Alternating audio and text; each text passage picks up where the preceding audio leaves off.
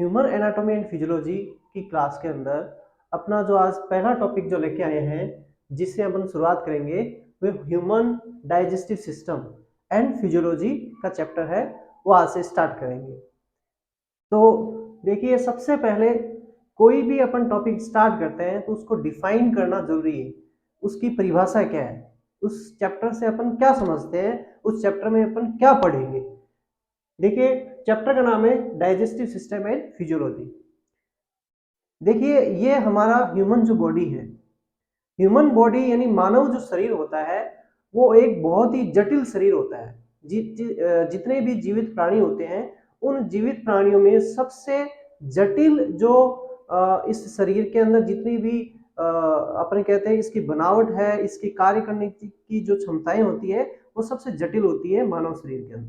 देखो, मानव शरीर जो है, इस मानव शरीर में बहुत सारे ऑर्गन्स होते हैं। हर शरीर के जितने भी अंग होते हैं, उनका सबका अलग अलग कार्य होता है। सारे ऑर्गन की विशिष्टता होती है। जैसे हमारा हार्ट होता है, उसकी कार्य करने की क्षमता अलग है। हमारा लीवर है, उसकी कार्य करने का तरीका अलग है। हमारी लंग्स है, उसकी कार्य करने का तरीका अलग है। तो बॉडी के अंदर जितने भी ऑर्गन्स होते हैं, उनके कार्य जो कुशलता होती है, वो सब में विशिष्ट होती है। तो मानव शरीर के जितने भी अंग होते हैं, उन अंगों को कार्य करने के लिए ऊर्जा की आवश्यकता होती है। उन अंगों को कार्य करने के लिए ऊर्जा की आवश्यकता होती है। और ये जो ऊर्जा और ये जो एनर्जी होती है, हमें ह्यूमन शरीर को ये जो एनर्जी मिलती है, वो एनर्जी हमारे इसी डाइजेस्टिव सिस्टम के द्वारा हमें प्राप्त होती है। देखिए कि ह्यूमन बॉडी पूरे दिन वर्किंग करती रहती है, और जिसके लिए एनर्जी की आवश्यकता होती है, और यही एनर्जी हमें फूड से प्राप्त होती है। अब सबसे पहले अपन बात करते हैं कि हमारे भोजन के जो मुख्य अवयव होते हैं। हमारे भोजन के मुख्य अवयव, जैसे एक तो आपके सबसे पहले हो गया कार्बोहाइड्रेट।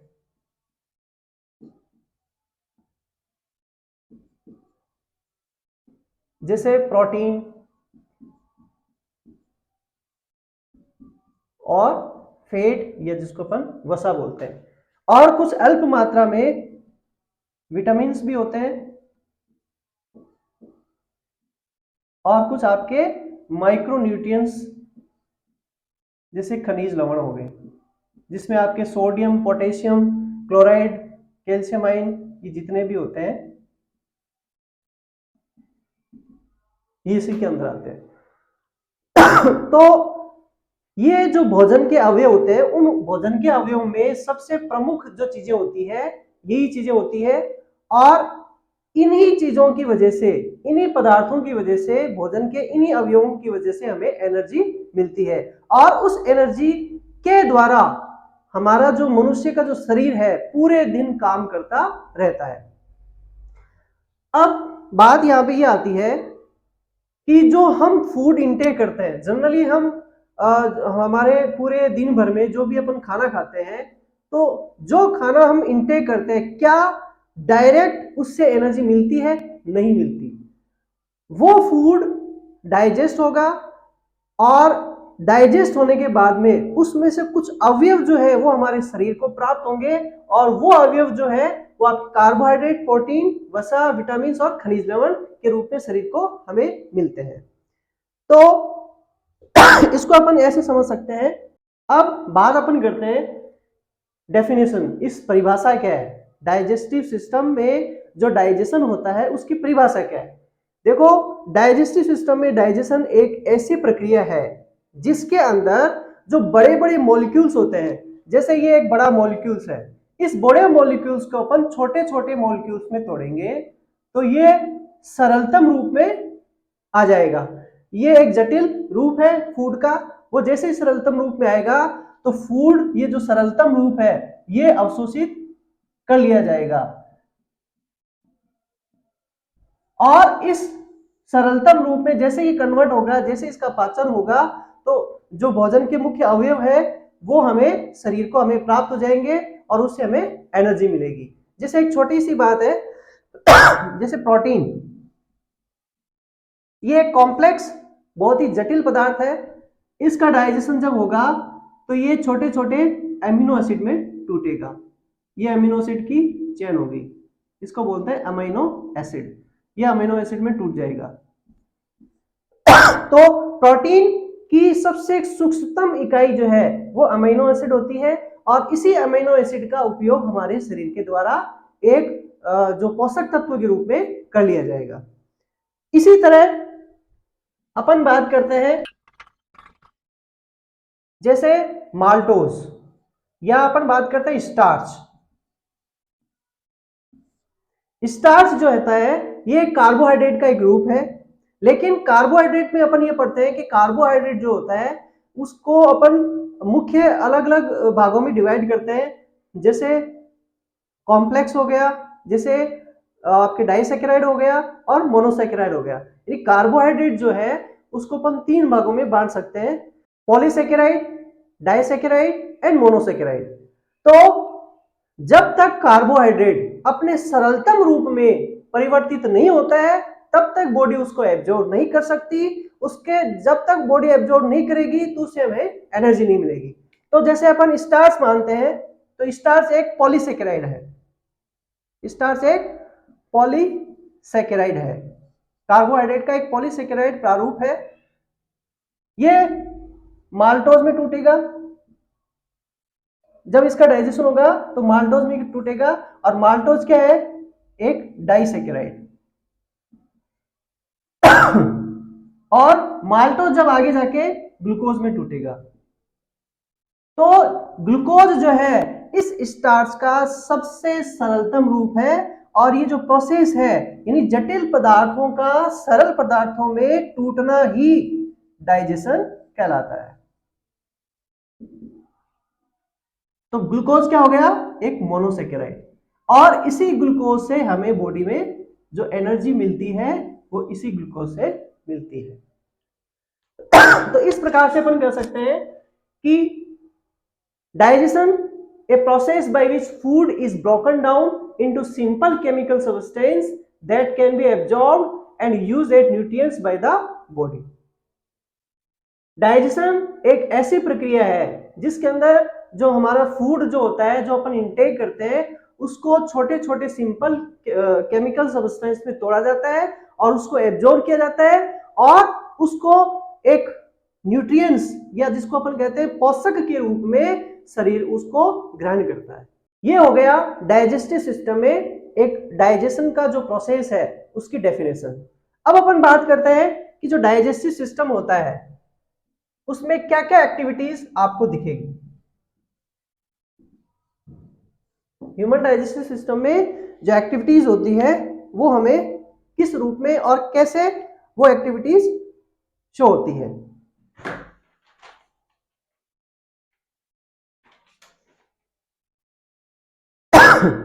ह्यूमन डाइजेस्टिव सिस्टम में 5 तरह की एक्टिविटी देखी जा सकती है, जिसमें सबसे पहले जो है अपन बात करते हैं इंजेशन। इंजेशन का मतलब होता है ग्रहण करना।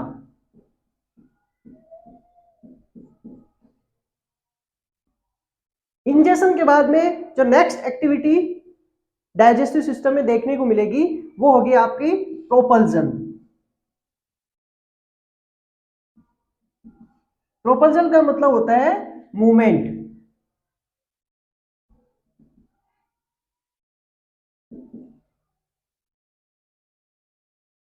उसके बाद में जो थर्ड प्रोसेस है वो आपका हो गया डाइजेशन का। थर्ड एक्टिविटी जो है वो हो गई आपके डाइजेशन, यानी ये हो गया आपका पाचन की प्रक्रिया। डाइजेशन के बाद में फूड का डाइजेशन के बाद में जो नेक्स्ट जो एक्टिविटी शो होगी वो होगी आपकी एब्जॉर्प्शन।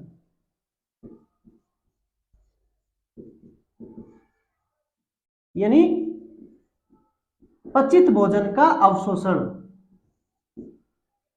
उसके बाद में सबसे लास्ट जो एक्टिविटी शो होती है वो होगी आपकी एलिमिनेशन।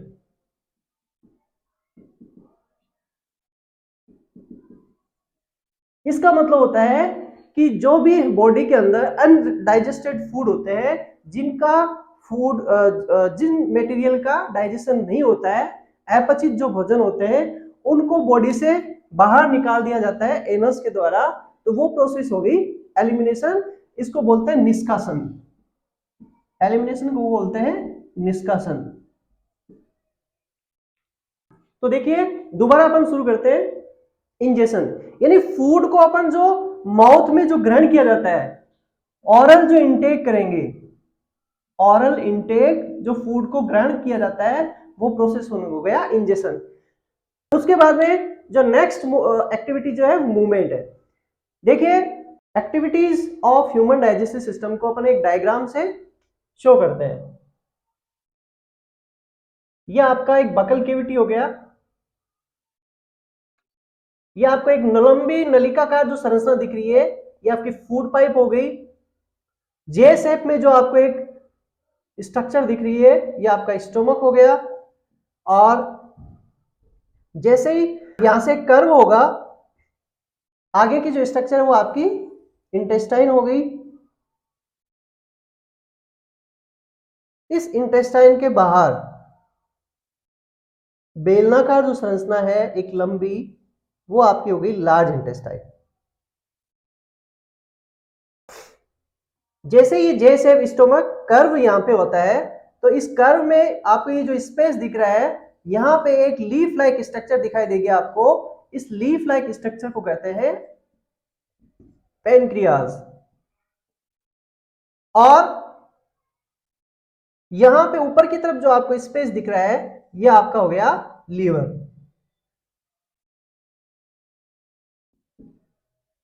तो इस तरह से ये जो स्ट्रक्चर है, ये हमारी गैस्ट्रो इंटेस्टाइनल ट्रैक्ट है, जिसको जीआई ट्रैक्ट बोलते हैं, या एलिमेंट्री कैनाल से अपन इसको परिभाषित कर सकते हैं। तो यहां पे देखिए ये आपका ओरल या बकल कैविटी हो गई, और यहां पे ये पार्ट जो हो गया आपका फेरिंग्स का हो गया, ये आपका माउथ,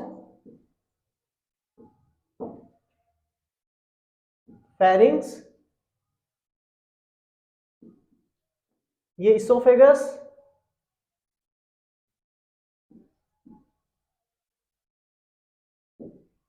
जिसको अपन फूड पाइप भी कह सकते हैं। और हमें ये ध्यान रखना है, इस डाइजेस्टिव सिस्टम में इसोफेगस जो पार्ट होता है, इसमें फूड का डाइजेशन नहीं होता है। बहुत बार एग्जाम में ऐसा पूछा जाता है, तो आप ये नोट करना, इसोफेगस में फूड का डाइजेशन नहीं होता है। इसोफेगस के बाद में जे शेप में जो आपको ऑर्गन दिख रहा है, ये आपका स्टोमक, या जिसको अपन अमाशय बोलते हैं, ये आपका लीवर हो गया। और इस लीवर से एक सटी हुई संरचना आपको दिखाई दे रही है, इसको अपन गॉल ब्लैडर या पित्ताशय पित्त की थैली कहते हैं। ये लीवर यकृत हो गया। ये आपका अग्नाशय या इसको पैनक्रियास बोलते हैं।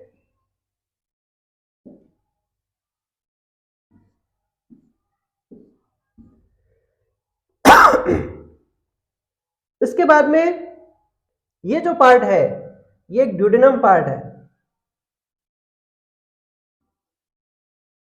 ये हमारे स्मॉल इंटेस्टाइन का ड्यूडेनम पार्ट है। इसी पार्ट में फूड का कंप्लीट डाइजेशन होता है। इसके बाद में आपको अंदर की तरफ ये जो स्ट्रक्चर दिख रही है, एक सर्पिलाकार जो स्ट्रक्चर है, यह है आपकी स्मॉल इंटेस्टाइन, छोटी आंत जिसको अपन बोलते हैं।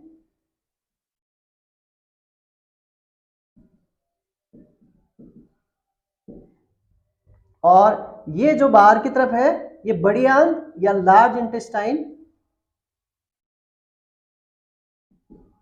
और सबसे नीचे की तरफ जो आपको एक संरचना दिख रही है, इसको बोलते हैं एनस। तो अपन ये कह सकते हैं, ह्यूमन डाइजेस्टिव सिस्टम में एक जीआई ट्रैक्ट है जो आपके ओरल कैविटी से लगा के एनस तक फैला रहता है। और इसकी पूरी जो जीआई ट्रैक्ट की जो लेंथ है, वो लगभग 30 फीट की लेंथ होती है, 30 फीट लेंथ। तो फूड इंटेक जब अपन करते हैं, तो ये फूड इंटेक हुआ। और ये फूड इंटेक होने के बाद में जैसे ही इंटेक होता है बकल कैविटी में, इस प्रोसेस को बोलते हैं इंजेशन। उसके बाद में इस बकल कैविटी के बाद में ये फूड जो आएगा इस फूड पाइप में, इसोफेगस में आएगा।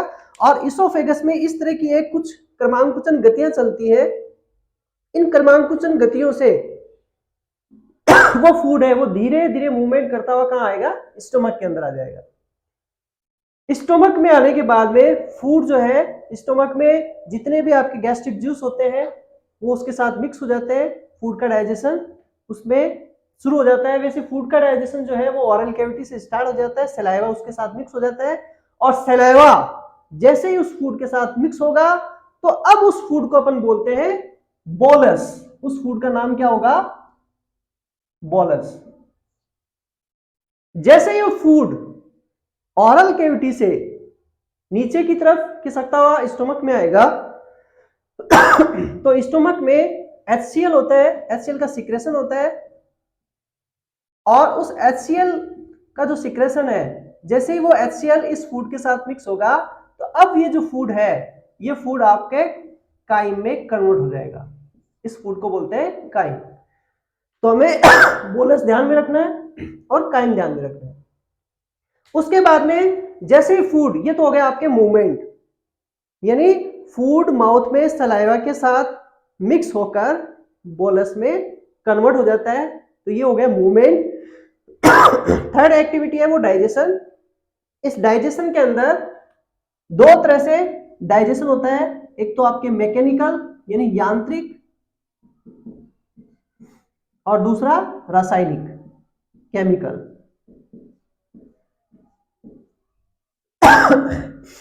यांत्रिक फूड का पाचन या मैकेनिकल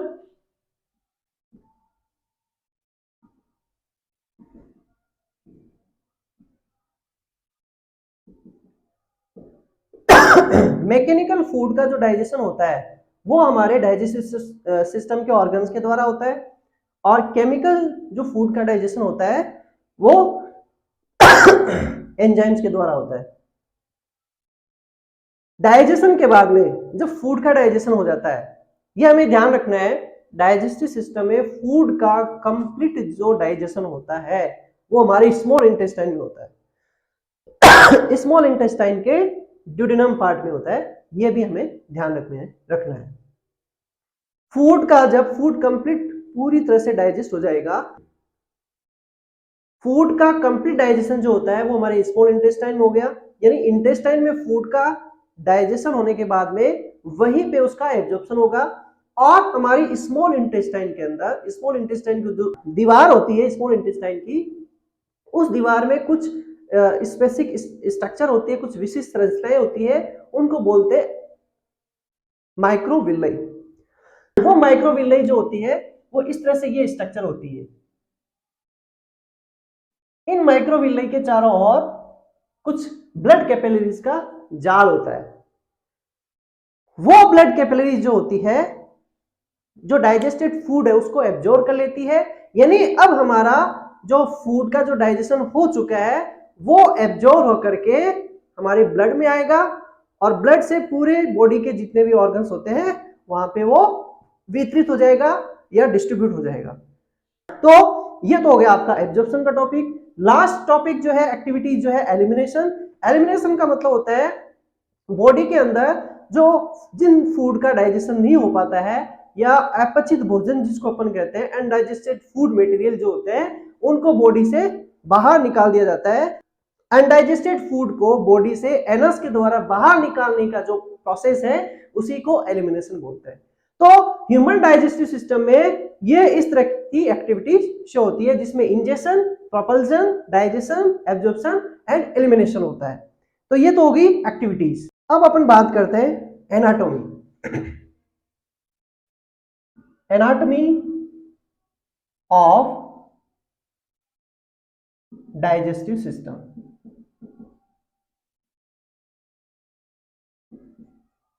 देखो एनाटॉमी वर्ड जो होता है इसका मतलब होता है बनावट, यानी जो हमारा जो शरीर का जो तंत्र है, पाचन तंत्र है, इसके अंदर हमें क्या क्या चीजें देखने को मिलेगी और उनकी बनावट किस तरह की होगी वो हमें एनाटॉमी में देखना है। तो एनाटॉमी ऑफ डाइजेस्टिव सिस्टम में अपन ये कह सकते हैं कि GI tract, anatomy of digestive system को अपन जीआई ट्रैक्ट से भी जान सकते हैं। जीआई ट्रैक्ट, ये जो जीआई ट्रैक्ट होता है जिसको अपन एलिमेंट्री कैनाल या आहार नाल के नाम से भी जान सकते हैं, इसको दो पार्ट में डिवाइड किया गया है। सबसे पहला पार्ट हो गया प्राइमरी, दूसरा हो गया एसेसरी। प्राइमरी जो पार्ट होता है वो हमारे डाइजेस्टिव सिस्टम का मुख्य भाग है। एसेसरी जो पार्ट है वो एक तरह से सहायक भाग है जो डाइजेस्टिव सिस्टम में फूड को डाइजेशन करने में सहायता प्रदान करती है। यानी इनका डायरेक्ट रोल होता है फूड को डाइजेस्ट करने में और इनका इनडायरेक्टली रोल प्ले करता है। प्राइमरी जो पार्ट है जीआई ट्रैक्ट में, जो प्राइमरी पार्ट है, इस प्राइमरी पार्ट में कौन कौन से पार्ट होते हैं? सबसे पहला हो गया माउथ, दूसरा हो गया आपका फेरिंग्स, माउथ, फेरिंग्स, उसके बाद में इसोफेगस, इसोफेगस के बाद में आपके आ गया स्टोमक,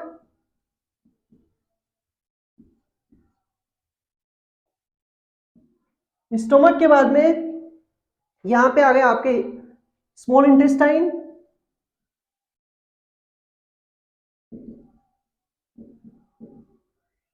और लार्ज इंटेस्टाइन।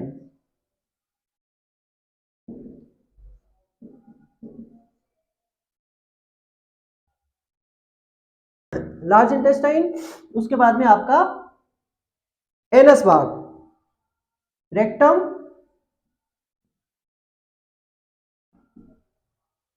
रेक्टम के बाद में आपका एनस, एनल कैनाल के नाम से भी जाना जाता है। तो ये हो गए आपके प्राइमरी पार्ट। उसके बाद में आता है एसेसरी। एसेसरी जो पार्ट है, इसके अंदर एसेसरी पार्ट में एक तो हो गया आपका सलेवरी ग्लैंड,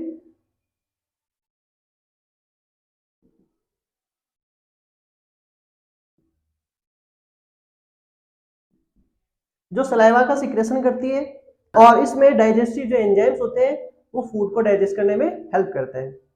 तो एसेसरी के अंदर सलेवरी ग्लैंड्स हो गया, सलेवरी ग्लैंड्स के बाद में लीवर,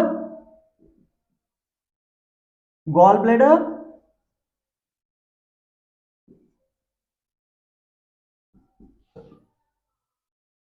पैनक्रियाज,